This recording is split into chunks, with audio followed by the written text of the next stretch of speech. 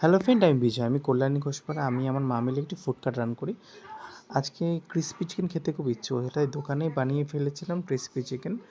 তো আজকে এখানে চিকেনগুলো স্লাইস করে কেটে ময়দা কর্নফ্লাওয়ারে ভালো করে মাখিয়ে নিয়েছিলাম। তার সাথে ছিল আদা রসুন বাটা ও একটু কাঁচা লঙ্কা। তারপর ডুবো ডুবো তেলে একটু কড়া করে লাল লাল করে ভেজে নিয়েছিলাম।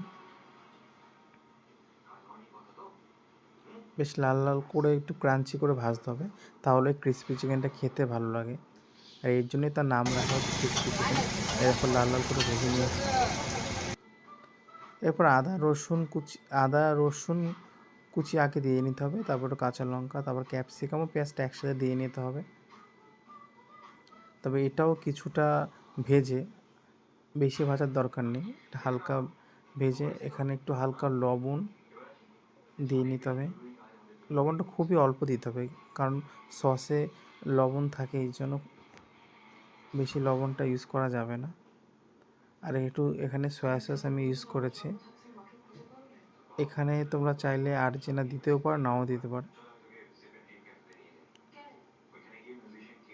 আর এখানে ভেজে রাখা চিকেনগুলো দিয়ে নেবো আর একটু নেড়ে চেড়ে নেবো।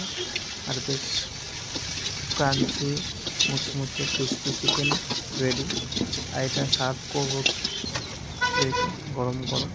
আর তোমরা এইভাবে কুইকলি বানিয়ে খেয়ে দেবো, আশা করি খুব ভালো লাগবে। খুবই একটা মজাদার ডিশ, অনেকেই এটা পছন্দ করে।